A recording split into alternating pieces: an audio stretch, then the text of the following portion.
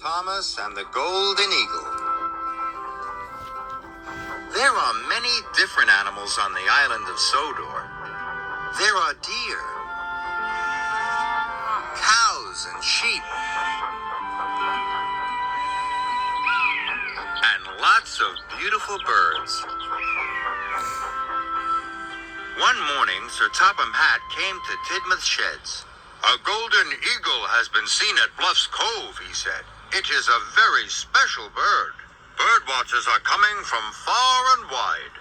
Thomas and Percy both wanted to take the bird watchers to Bluff's Cove and see the golden eagle. But Sir Topham Hatt chose Emily.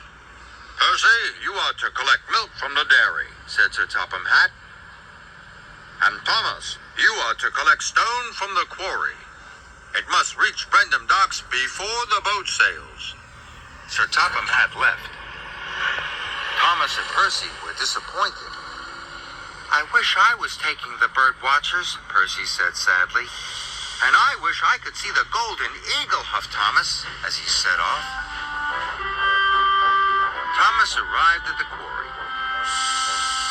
There were freight cars of stone as far as the eye could see.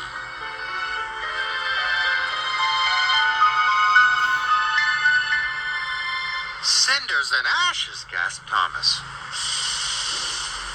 But he soon buffered up and puffed slowly away. Thomas had to stop at the junction to Bluff's Cove. Percy was waiting there. They both watched as Emily cheerfully chuffed past. Her cars were filled with happy bird watchers. "I wish I could go up to Bluff's Cove," Percy puffed. Then Thomas had an idea. Percy liked ideas. "My train is long and heavy," puffed Thomas. "If you take half of my freight cars to the docks before you go to the dairy, I can go and find the golden eagle." Percy listened carefully. "Then I will collect the other half of my freight cars, and it will be your turn to go and see the eagle." Percy thought this was a grand idea. Thomas shunted his freight cars into the siding.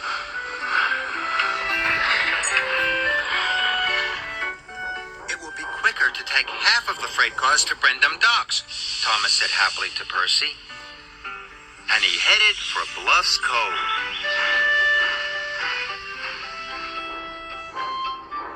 Percy buffered up to the train and puffed slowly away with half of Thomas's freight cars.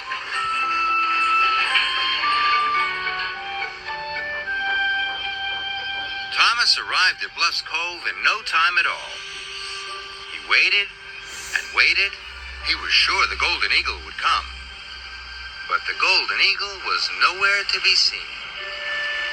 Thomas was disappointed. Then Birdie the bus pulled up. "The golden eagle has been seen on Gordon's Hill," he called. "How exciting! I must get there right away," cried Thomas. And he set off for Gordon's Hill at once. Thomas was so excited about seeing the golden eagle, he couldn't think of anything else. He forgot about the freight cars full of stone. And he forgot about Percy.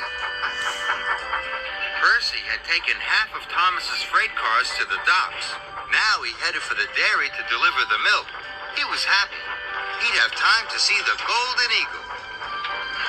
But when Percy passed the siding near Bluff's Cove, he was surprised to see Thomas's half of the freight cars still there. "If the boat sails without them, Thomas will be in trouble," worried Percy. Percy decided to help his friend. Percy buffered up to the long line of freight cars and slowly puffed away.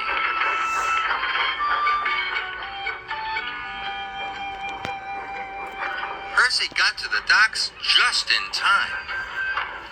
The quarry wagons were uncoupled, and Percy set off again for the dairy. He was feeling very tired. Thomas was feeling full of puff. He wheeshed happily up Gordon's Hill. He was sure now he would see the golden eagle. Thomas watched and waited. Waited and watched.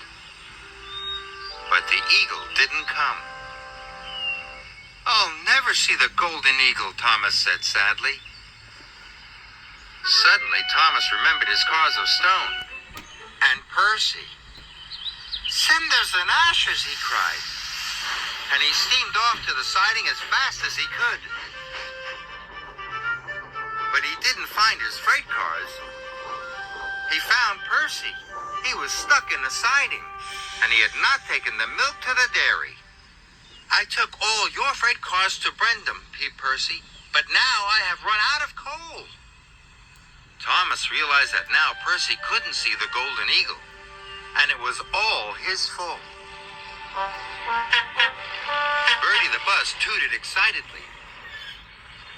"The golden eagle has been seen back down the line," he called. "Hurry, Thomas!" But Thomas knew what he must do. "I must take the milk to the dairy," cried Thomas, "or Percy will be in trouble." The dairy manager was waiting when Thomas arrived. He delivered the fresh milk just in time. Then he set off to rescue Percy. Together, Thomas and Percy puffed slowly to the coal depot. But on the way, they were astonished to see, there, high on the rocks, not one, but two golden eagles. Thomas and Percy watched the two beautiful birds. "Seeing two golden eagles is a wonderful thing," puffed Percy. "But not as wonderful as helping a friend," said Thomas. And they both happily agreed.